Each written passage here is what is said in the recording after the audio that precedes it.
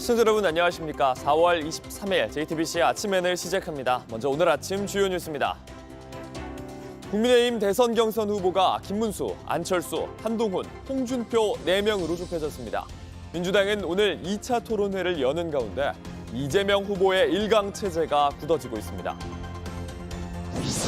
국제통화기금 IMF가 우리나라의 올해 성장률 전망을 2.0%에서 1.0%로 대폭 낮췄습니다. 지난 1월 전망과 비교해 절반으로 낮아진 건데 주요 선진국 가운데 하락폭이 가장 두드러졌습니다. 홍일교 측에서 건진 법사에게 김건희 여사의 선물이라며 6천만 원대 다이아 목걸이를 건넨 사실을 검찰이 확인했습니다. 건진 법사는 목걸이는 받았지만 김 여사에게 전하지는 못했다고 주장하고 있습니다. 중국이 서해에 무단으로 구조물을 설치한 가운데 오늘 서울에서 한중 해양협력 대화가 열립니다. 중국은 양식시설이라면 문제가 없다고 주장하지만 정부는 맞대응 가능성을 검토하면서 공방이 예상됩니다.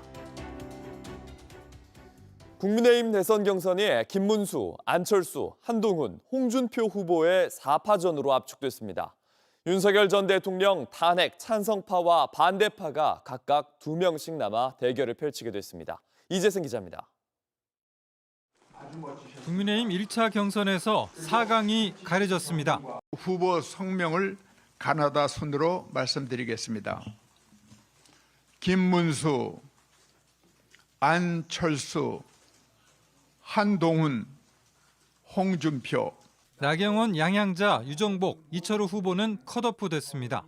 4천 명이 참여한 국민 여론조사는 선거법에 따라 구체적인 득표율과 순위를 공개하지 않았습니다. 관심은 김문수, 한동훈, 홍준표, 이른바 3강 외에 남은 한 자리를 누가 차지할지였는데 보수층 지지세가 강한 나경원 후보와 중도 확장력을 내세운 안철수 후보가 맞붙어 안 후보가 우세를 보인 겁니다. 이제 국민의힘 대선 후보 경선은 윤석열 전 대통령 탄핵에 찬성했던 안철수, 한동훈 후보와 탄핵에 반대했던 김문수, 홍준표 후보가 맞서게 됐습니다. 국민의힘 1차 경선은 역선택 방지 조항을 넣어서 무당층과 당원만을 대상으로 여론조사를 했는데 반반이라는 결과가 나온 겁니다.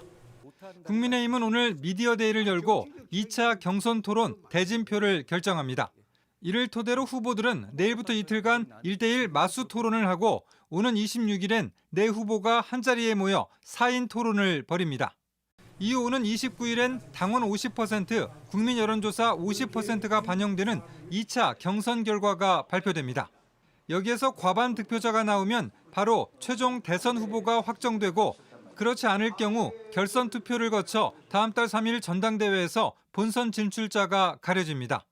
JTBC 이재승입니다. 민주당은 이번 주 일요일이면 최종 후보를 선정하게 되는데 이재명 전 대표는 어제 공식 선거 일정을 소화하지 못했습니다. 재판에 출석했기 때문인데 대신 소셜미디어로 기후, 의료 등 정책 공약들을 쏟아냈습니다.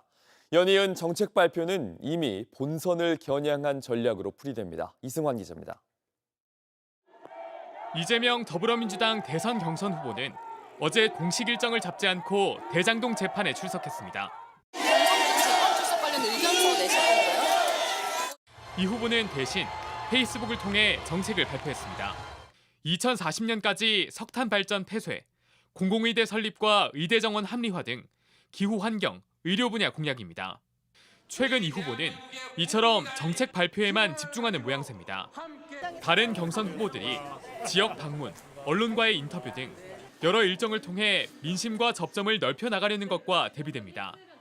지지율 선두를 달리고 있는 만큼 경선 과정 중 불필요한 논란을 자초하지 않고 정책 발표를 통해 중도층 표심을 잡겠다는 전략으로 풀이됩니다. 지난주 출마 선언 후 첫 행보로 AI 반도체 기업을 찾고 투자업계 임원들을 만나 코스피 지수 5천 시대를 공약한 것도 이런 행보의 일환입니다. 이 자본시장이 비정상적으로 운영되다 보니까 우리 국민들은 자산 투자할 곳이 없어서 전부 주식 투자가 아니라 부동산 투자를 하고 있습니다. 그래서 반드시 자본시장이 정상화돼야 된다. 또 대선에서 큰 차이로 승리해야 향후 국정운영 동력이 생길 거란 판단도 깔렸습니다. 국민적 에너지와 힘을 가지고 해나가려면 좀 압도적인 지지를 가지고 대통령이 되는 게 필요하다. 이번 주말 호남 수도권 경선을 앞둔 이 후보는 전북 김제와 광주광역시, 오는 25일엔 전남 나주를 찾습니다. JTBC 이승환입니다. 국제통화기금 IMF가 올해 우리나라의 경제 성장률 전망치를 1%로 대폭 낮췄습니다. 세계 경제가 다 어려운 건 사실이지만 우리나라의 낙폭이 주요 선진국들 중에 가장 컸습니다. 로스앤젤레스 홍지은 특파원입니다. 국제통화기금 IMF가 올해 한국의 경제 성장률이 지난해보다 1% 성장하는 데 그칠 것으로 전망했습니다. 지난 1월에는 2%로 제시했었는데 3개월 만에 이를 절반 수준으로 내려잡은 겁니다. IMF는 이런 전망에 대한 구체적인 배경은 내놓지 않았지만 트럼프발 관세 전쟁에 따른 대외 통상 악화와 내수 부진 등이 복합적으로 작용한 것으로 분석됩니다. IMF는 이어 세계 경제 성장률도 하향 조정했습니다. Under these reference forecasts, global growth will reach 2.8% this year and 3% next year. 이 역시 지난 1월 전망보다 각각 0.5%포인트, 0.3%포인트 낮아진 수치입니다. IMF는 트럼프발 관세 정책이 전 세계 경제에 미치는 여파가 수치로 드러난 것보다 실제로는 더 크다고 우려했습니다. 미국이 상호 관세율을 보복 형식으로 계속 올리면서 시장의 혼란이 지속되는 게 문제라고 경고합니다. We're entering a new era as the global economic system that has operated for the last 80 years is being reset. 관세 전쟁 중인 미국과 중국의 성장률도 모두 급락했습니다. 미국은 기존 전망보다 0.9%포인트 내린 1.8%, 중국도 0.6%포인트 떨어진 4.6%로 예측됐습니다. IMF는 관세 전쟁이 미국 경제에 큰 타격을 줄 수 있다고 내다봤습니다. We're, according to our calculations, that risk has increased from about 25% back in October to a little bit, almost 40% now. So that's a significant increase. IMF는 세계 각국의 중앙은행 역할이 중요한 때라면서 이들의 독립성을 지켜주는 것이 중요하다고 강조했습니다. 로스앤젤레스에서 JTBC 홍지은입니다. 서울 미아동의 한 마트에서 30대 남성이 흉기를 휘둘러 60대 여성이 숨지고 마트 직원이 다쳤습니다. 환자복을 입고 술에 취한 범인은 전혀 모르는 사람들을 향해 범행을 저지른 걸로 조사됐습니다. 박준우 기자입니다. 환자복을 입은 남성이 골목을 어슬렁거립니다. 잠시 뒤 출동한 경찰이 남성을 끌고 와 순찰차에 태웁니다. 어제 오후 6시 20분쯤 서울 미아동의 한 마트에서 흉기 난동을 벌인 30대 남성 A씨입니다. A씨는 마트 내부에서 60대 여성과 40대 여성 2명에게 흉기를 휘둘렀습니다. 마트에 들어가 판매용 칼에 포장지를 뜯은 뒤 갑자기 주변 사람들을 찌른 겁니다. 60대 여성은 크게 다쳐 의식이 없는 상태로 병원에 옮겨졌지만 끝내 숨졌습니다. 40대 여성은 마트 직원으로 비교적 가벼운 상처를 입어 현재 생명에 지장은 없는 것으로 파악됐습니다. A씨는 범행 직후 태연하게 담배를 피우다 현행범 체포됐습니다. 환자복 입은 사람이 담배를 계속 피는 거야. 그만 피고 이제 벽에 쓰라니까 쓰더라고요. 반항은 안 하고 그대로 시키는 대로 쓰더라고요. A씨는 마트 인근 정형외과 입원 환자로 술에 취해 있던 것으로 조사됐습니다. 피해자들과는 전혀 모르는 사이였습니다. A씨를 살인 혐의로 입건한 경찰은 구체적 범행 동기 등을 조사하고 조만간 A씨에 대해 구속영장을 신청할 방침입니다. JTBC 박준우입니다. 온라인에서 화제가 된 뉴스, 화제가 될 뉴스를 골라 전해드립니다. 아침엔 소셜픽입니다. 프란치스코 교황의 장례 절차가 끝나면 차기 교황을 선출하는 콘클라베가 시작됩니다. 이탈리아 일간지가 언론이 주목하는 12명의 추기경을 소개했습니다. 현지 시간 22일 이탈리아 최대 일간지인 코리엘레 델라 세라가 꼽은 차기 교황 후보들입니다. 여기엔 한국의 유흥식 추기경도 이름을 올렸습니다. 기사는 남북한의 대화와 화해를 위한 어려움 속에서 북한을 4차례 방문했다며 2021년 프란치스코 교황이 임명한 교황청의 성직자부 장관이라고 소개했습니다. 포콜라레의 일원이라고도 덧붙였는데요. 이탈리아어로 벽난로라는 뜻인데 2차 세계대전 당시 이탈리아에서 창설된 여러 종교를 아우르는 가톨릭 단체입니다. 유흥식 라자로 추기경 외에도 이탈리아, 콩고민주공화국, 필리핀 등의 추기경도 거론됐습니다. 한국 추기경이 콘클라베에 참가하는 건 1978년 이후 47년 만입니다. 프란치스코 교황은 얼마 전에 입원했을 당시에 잠시 회복되자마자 이 신문 일면을 통해 자신의 편지를 공개하기도 했는데요. 코리엘의 델라세라의 영향력을 보여주는 장면 중에 하나로 꼽힙니다. 영화계의 권위 있는 시상식 중에 하나인 아카데미 시상식이 새 규칙을 발표했습니다. 온라인에선 황당한 규칙이란 반응입니다. 현지 시간 21일 미국 영화예술과학 아카데미 이사회는 제98회 아카데미 시상식 관련 새 규정을 발표했습니다. 결선 투표에 참여하기 위해선 각 카테고리의 모든 영화를 반드시 봐야 합니다. 지금까진 후보작을 모두 보는 게 일부 부문 예비 절차에서만 필요했고 최종 투표에서의 공식적인 요건이 아니었다는 겁니다. 아카데미 회원 전용 스크리닝 플랫폼에서 시청했는지 확인하게 되고요. 외부에서 본 경우엔 시청 시간, 장소도 써서 제출해야 됩니다. 온라인에선 지금까진 그럼 어떻게 해왔단 거야? 황당하단 반응이 이어지고 있습니다. 인공지능에 관한 규정도 추가가 됐습니다. 생성형 인공지능 등을 사용하는 건 후보 지명의 이득도 손해도 아닐 거라며 창작의 핵심에 인간이 얼마나 관여했는지를 고려해서 수상작을 선정하겠다고 밝혔습니다. 1,500명이 넘는 아카데미 회원 가운데는 봉준호, 박찬욱, 송강호, 윤여정 등 한국인 감독과 배우도 적지 않습니다. 이들이 모두 시청한 뒤 한 표를 던진 영화들이 무엇인지 내년 3월 15일 아카데미 시상식에서 공개될 예정입니다. 인도네시아에 있는 한 놀이공원에서 13살 소년이 추락하는 아찔한 사고가 났습니다. 기구의 안전벨트가 갑자기 풀려버린 겁니다. 현지 시간 8일 인도네시아 바투의 한 놀이공원입니다. 360도로 아찔하게 회전하는 이 놀이기구에서 사람들의 비명이 이어지는데 갑자기 공중에서 사람이 기구에 거꾸로 매달립니다. Dan kepalanya dijungkir ke bawah, itu seatbeltnya kebuka sendiri. Refleks saya pegangan itu sampai waktu pegangan ini penglihatan saya itu udah nggak jelas gitu, Mas. 결국 버티다 떨어진 10대 소년 오른손과 오른다리가 부러지는 부상을 입었습니다. 현지 경찰은 사고 직후 안전벨트가 망가져 있진 않았고 운영자가 운전 전에 점검했던 것도 확인을 했는데 기구가 작동하는 도중 문제가 발생했을 걸로 보고 자세한 원인 아직 조사 중입니다.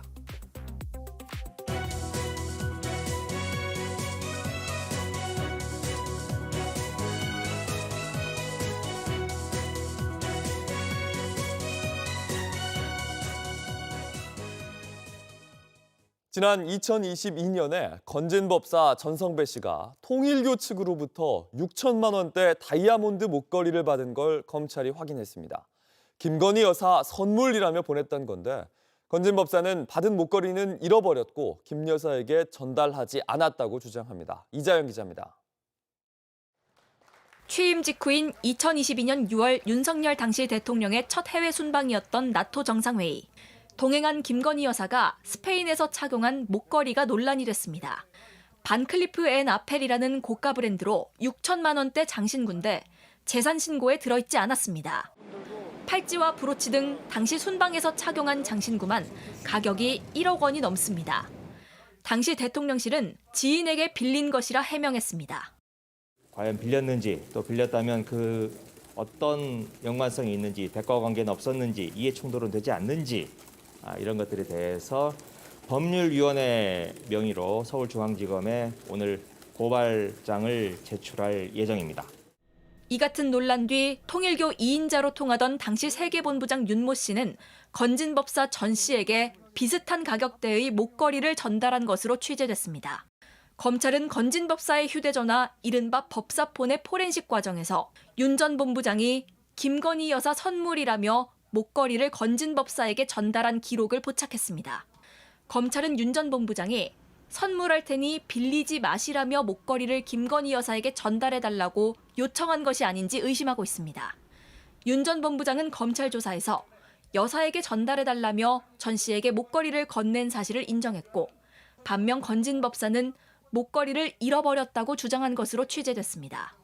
받긴 했지만 여사에게 전달하지 않았다는 겁니다. 통일교 측은 윤 전 본부장의 개인적인 활동이었고 통일교 돈이 나간 것인지 확인해봐야 한다는 입장입니다.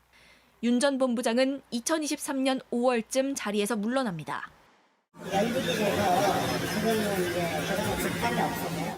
취재진은 윤 전 본부장이 운영하는 법인 사무실을 찾았지만 별다른 입장을 들을 수 없었습니다. 본부장님, 김건희 여사한테 목걸이 전달하셨잖아요. 그 목걸이는 어떻게 전달하신 거예요? 검찰은 해당 목걸이가 김건희 여사에게 전달된 것으로 의심하고 수사를 이어가고 있습니다. JTBC 이자은입니다. 검찰은 통일교회 2인자가 왜 다이아몬드 목걸이를 김건희 여사에게 전달하려고 한 건지 살펴보고 있습니다. 통일교회 실세였던 인사는 윤 전 대통령의 정상 임기가 끝나는 2027년까지 해결해야 할 통일교회 현안 사업이 있다고 강조해 왔습니다. 이어서 김영민 기자입니다. 2022년 5월 30일 당시 윤석열 대통령이 취임한 직후 서울 용산구에서 열린 통일교 공식 행사입니다. 통일교 2인자인 윤 전 세계본부장이 취임 전 윤석열 당선인과 독대한 사실을 밝힙니다. 제가 3월 22일 날 대통령을 뵀습니다. 1시간 독대를 했습니다. 많은 얘기가 있었습니다. 윤 전 본부장은 이날 당선인과의 독대 사실을 밝히며 신통일 한국을 완전히 안착시키는 승리를 2027년까지 해야 한다고도 말했습니다. 2027년은 당시로 봐선 윤석열 전 대통령의 정상적인 임기 5년이 마무리되는 해입니다. 독대 사실을 밝히며 대통령 임기 안에 성사시켜야 할 통일교의 당면 현안을 함께 언급한 겁니다. 대통령실 용산 이전도 거론했습니다. 윤 전 본부장은 대통령 집무실이 이곳 용산으로 왔다며 통일교 총재가 용산에 있는 통일교 교회가 신통일 한국의 전진기지가 돼야 한다며 이름을 새롭게 지어줬다고 말한 겁니다. 통일교 주요 교회가 있는 용산에 대통령실이 온 게 기회라는 취지로 말한 겁니다. 본부장은 또 당시 윤 당선인과 독대 자리에서 통일교 현안 해결에 대한 암묵적 동의가 서로에게 있었고 정부 관계자들과도 약속이 잡혀 있다고 했습니다. 거기서 동의한 내용도 있고요. 동의한 내용이 있었기 때문에 제가 들어가는 거예요. 그리고 금주에 만납니다. 정부 쪽 관계자를. 암묵적 동의를 구한 게 있습니다. 그러니까 들어가는 거죠. 검찰은 통일교 측이 이 같은 현안 해결을 위해 건진법사를 통해 당시 대통령 부부와 만나려 시도했고 김 여사에게도 선물을 주려 한 것이라고 의심하고 있습니다. JTBC 김영민입니다. 중국이 최근 우리나라와 경계선이 확정되지 않은 서해에 무단으로 구조물을 설치해 논란이 되고 있습니다. 중국이 영토 분쟁 중인 곳에 이미 비슷한 구조물을 설치한 만큼 이른바 서해 공정에 나서는 게 아니냐 이런 의심이 커지고 있는데요. 오늘 서울에선 이 문제를 다룰 한중 해양협력대화가 열립니다. 조민중 기자입니다. 우리나라와 중국 사이에 위치한 한중 잠정 조치 수역입니다.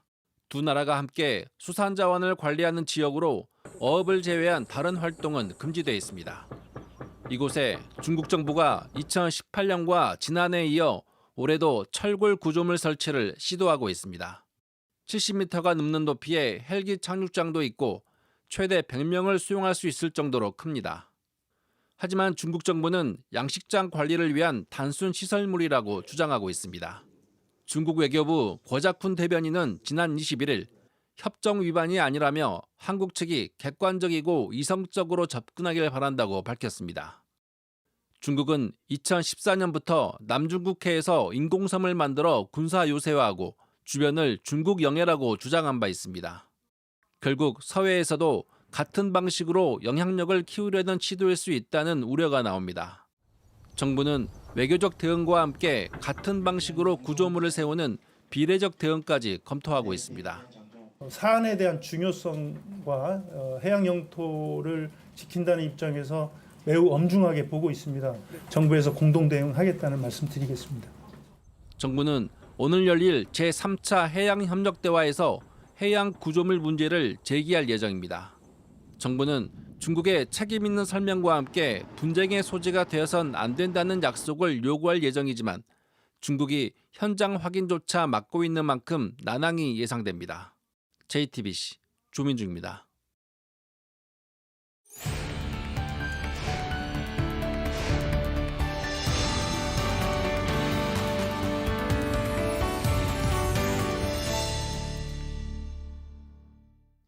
관세 전쟁의 영향에 우리 경제도 어두운 터널을 지나는 중입니다. 정부도 미국과의 무역 협상을 위해 내일 협의에 나설 예정인데 국제사회에서의 갈등을 줄이기 위한 새 무역 질서가 필요한 시점입니다. 다음 주 우리나라에서 해양 경제와 안보를 아우르는 정상급 행사가 부산에서 열립니다.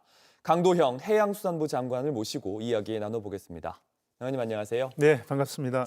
장관님, 트럼프 정부의 관세 정책 때문에 우리 수산물 수출 어떤 영향이 좀 있습니까? 네, 잘 아시는 바와 같이 미국은 일본을 포함해서 우리나라 수산물이 수출이 굉장히 많이 되는 국가입니다. 네. 미 정부에서 예고했던 바와 같이 이 25% 상호 관세가 만약에 부과가 된다면 일정 부분 타격이 있을 수밖에 없는 그런 상황이고요. 네. 다만 중국의 더 높은 관세가 지금 부과가 되는 상황이기 때문에 김이라든가 굴 같은 경우에는 분명하게 이제 기회 요인도 있을 것으로 보여집니다.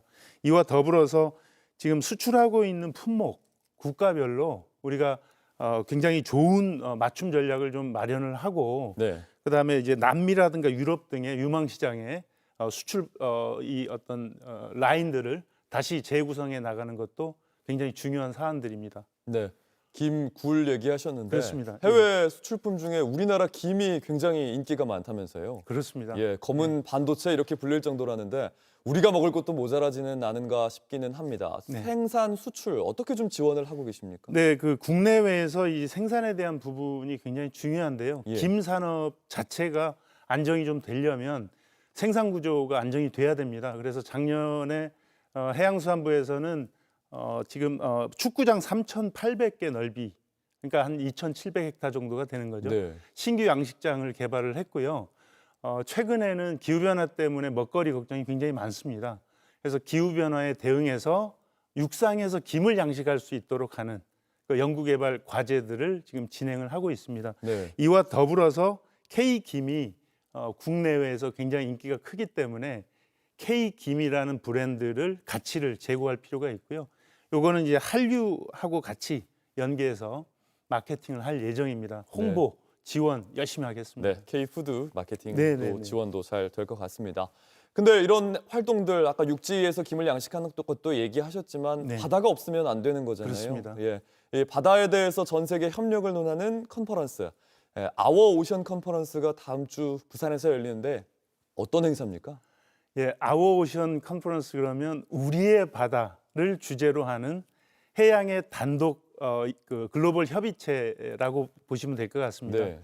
바다에서 발생하는 기후 변화, 그다음에 해양 오염 같은 경우는 한 국가에서 이거를 전반적으로 해결할 수 없기 때문에 네. 국제 협력이 굉장히 필요한 부분이라고 말씀을 드리겠고요. 이번 회의에서는 아워 오션, 아워 액션이라는 주제로 설정이 됩니다. 네. 액션의 방점이 있고요. 이러한 것이 부산에서 4월 28일부터 3일간 회의가 개최될 예정입니다. 네, 근데 우리의 바다, 근데 우리나라에서 열리는 만큼 우리나라가 가지고 있는 의제 어떻게 강조할지도 좀 궁금한데요. 그렇습니다. 개최국에서는 보통 특별한 의제들을 선정해서 각 참여하는 국가에다가 우리가 어떤 광고부터 선도적인 정책들을 소개를 해 나갈 수 있는데 네. 우리나라에서는 해양 디지털을 기본 축으로 제시를 하고 있습니다. 우리나라가 디지털 강국인 것뿐만이 아니라 해양 쪽에서도 높은 기술력을 지금 보유하고 있습니다. 네. 자율주행차처럼 자율 운항 선박이 지금 동남아 노선을 지금 시험 운항 지금 하고 있고요.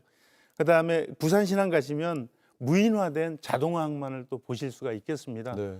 그래서 우리가 지금 앞선 기술들을 각국에 소개를 하고 그다음에 산업에 대한 부분들을 선도해 나갈 수 있도록 하는 기반들을 쌓게끔 이번 회의에서 주도적으로 해 나갈 예정입니다. 네.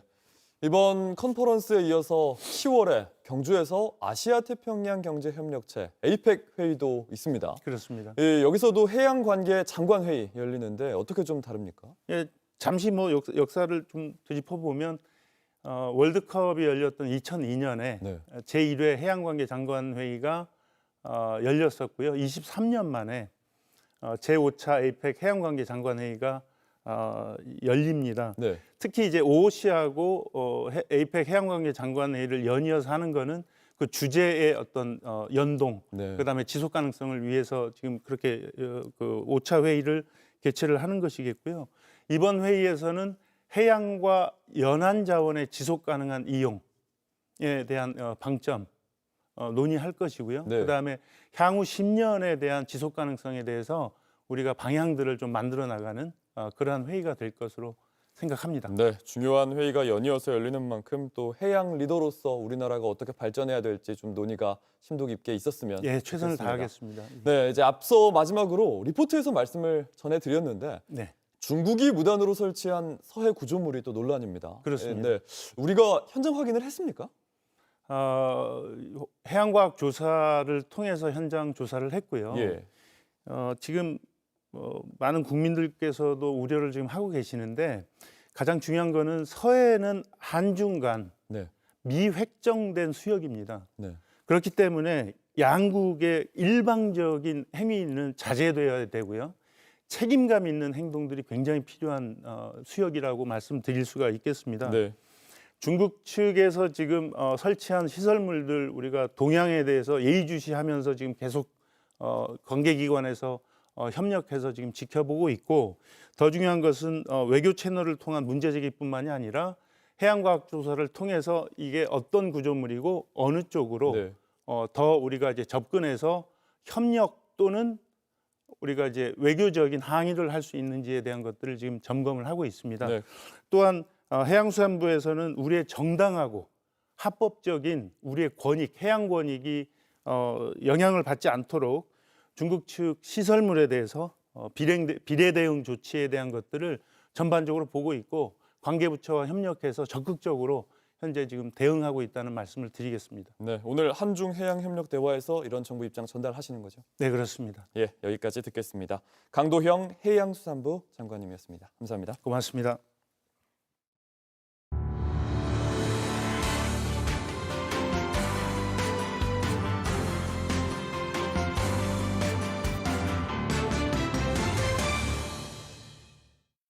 날씨입니다. 오늘은 전국이 맑은 가운데 일교차가 크게 벌어지겠습니다. 낮 기온은 서울이 24도, 대전 25도 등으로 어제보다 3도에서 6도가량 오르겠습니다.